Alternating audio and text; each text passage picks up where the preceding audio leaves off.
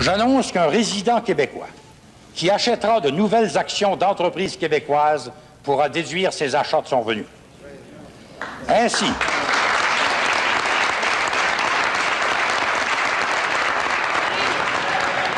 c'était en 1979. Jacques Parizeau, alors ministre des Finances dans le gouvernement Lévesque, annonçait la création du REA, le régime d'épargne-action, qui avait pour but de stimuler l'entrée en bourse d'entreprises québécoises.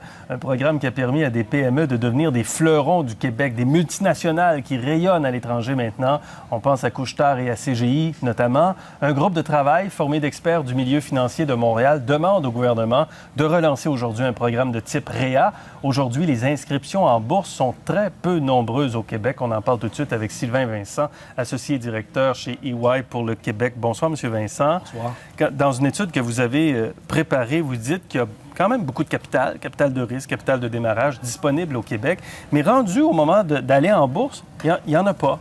Ou en tout cas, on hésite, on manque. Pourquoi? Il y a plusieurs raisons. Je pense, entre autres, le Québec est bien servi par le capital de risque. On a les fonds fiscalisés, le fonds de solidarité, le fonds d'action, etc. On a des bons capitaux, mais quand c'est temps d'aller en bourse, il n'y a pas de capitaux pour des grosses émissions. Et le capital d'émissions publiques est important pour faire des acquisitions, pour la croissance des entreprises. Puis nos entreprises se privent de ça actuellement au Québec. Oui.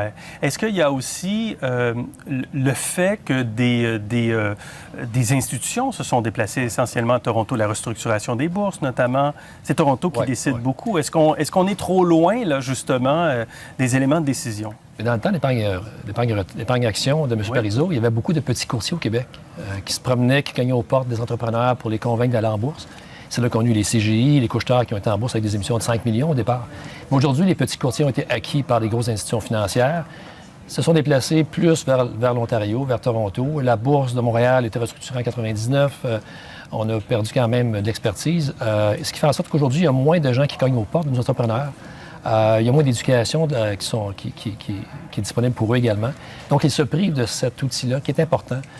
Parce que quand on fait une acquisition, puis prenez un exemple de Jean Coutu qui a fait une acquisition aux États-Unis importante dans le domaine des pharmacies il y a quelques années. Ça a été plus ou moins bien, vous vous souvenez? Oui. Ils étaient publics, heureusement. S'ils avaient une dette, s'ils avaient fait une acquisition par dette, par endettement, les banquiers n'auraient pas été contents des pertes. Et qu'est-ce qui serait arrivé de Jean Coutu, on ne sait pas. Mais étant public, ça donne une flexibilité d'émettre des actions et de ne pas être à la merci des dettes d'un endettement trop élevé. Mais jusqu'à quel point ça protège les sièges sociaux, parce que Rona était en bourse, Alcan était en bourse et ont été achetés finalement par des intérêts étrangers? Bien, je pense que quand on est en bourse, on a deux choix. On est soit un acquéreur, donc un prédateur, ou soit qu'on se fait acheter. Alors, ça dépend de la stratégie d'entreprise, mais d'être public donne un outil d'acquisition. Ce qui fait que les CGI, les WSP et d'autres ont fait beaucoup d'acquisitions mondialement. Elles sont devenues aussi grosses qu'elles le sont aujourd'hui et elles ont créé des jobs. Une étude américaine qui a été faite récemment dit que les entreprises qui vont publiques créent 92 de plus d'emplois après avoir été publiques. Donc, on crée des jobs au siège social. C'est ce qu'on pourrait faire ici si on avait plus de sociétés publiques. Oui. Regardons les chiffres que vous avez préparés sur les entrées en bourse depuis 2010. 2010 à 2015, 38 entreprises, 38 entrées en bourse au Québec, 15 plus 23, 15 au TSX, 23 au TSX de croissance. En Ontario, 60 et 98.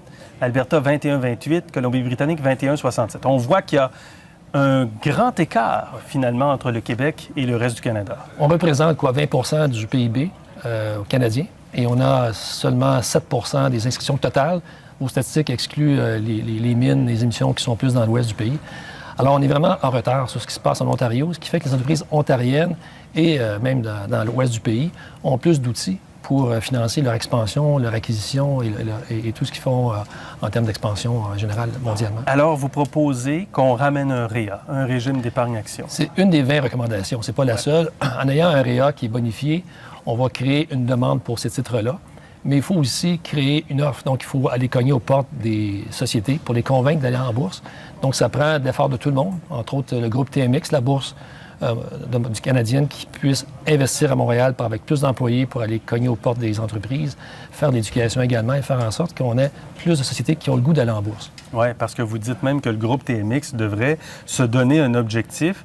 20 du poids économique du Canada, donc 20 des entreprises qui entrent en bourse devraient être des Québécoises. Tout à fait. Et on a discuté avec eux et ils sont d'accord de se fixer cet objectif-là de mettre plus de ressources pour aller Il faire doit y avoir de l'intérêt au Québec. l'intérêt au Québec. Et c'est démontré que si les courtiers sont à l'extérieur, ils vont aller voir des sociétés dans leur milieu, dans leur environnement. Si elles ne sont pas ici, elles ne vont pas aller solliciter les entreprises qui sont locales ici. Alors, il y a un effet d'entraînement d'avoir des ressources, d'avoir des employés qui font de la sollicitation localement au Québec. Et donc, vous dites aussi qu'il faut instaurer des mesures fiscales pour favoriser les entrées en bourse? Oui, tout à fait. En fait, ce qu'on voudrait, c'est qu'on puisse recréer l'écosystème qui existait dans les années Parizeau avec plus de courtiers, plus de petites boutiques qui se concentrent sur les PME publiques québécoises. Et en fait, pour vraiment convaincre ces sociétés-là d'investir au Québec à des courtiers de PME, on peut avoir un crédit d'impôt pour subventionner une partie des salaires, comme ça se fait avec les FEI au Québec, les centres financiers. Donc, de recréer ces petits courtiers-là qui iront cogner aux portes des entrepreneurs québécois. C'est drôle, M. Vincent, je vous écoute, puis j'ai l'impression que vous êtes en train de nous dire qu'il faudrait refaire une place financière à Montréal qu'on a un peu perdue depuis 15 ans. On a perdu de l'expertise, c'est clair. Je pense juste à notre bureau chez nous. On a envoyé des gens à Palo Alto de chez nous pour aller apprendre le métier d'aider les compagnies à aller public. On les ramène ici au Québec. Ils sont assis comme le réparateur Métag. Ils ne sont pas occupés. L'an passé, il y a eu 2 émissions publiques. Il y en a eu Lumen Pulse puis Stingray au Québec. C'est pas beaucoup quand on compare ce qui se passe au reste du Canada. Oui, c'est incroyable quand même. OK, bien, on verra. La demande est faite au ministre Létao, je présume. Tout à fait. Hein, c'est ça. On verra sa réponse. Merci beaucoup, M. Vincent. Merci bien. Si vous avez le goût de parler et de donner votre avis sur ce que vous venez d'entendre, justement, venez faire un tour sur Facebook. Retrouvez d'ailleurs tous nos contenus sur facebook.com/RDI Économie. Des nouvelles, des discussions également sur Twitter et sur radiocanada.ca.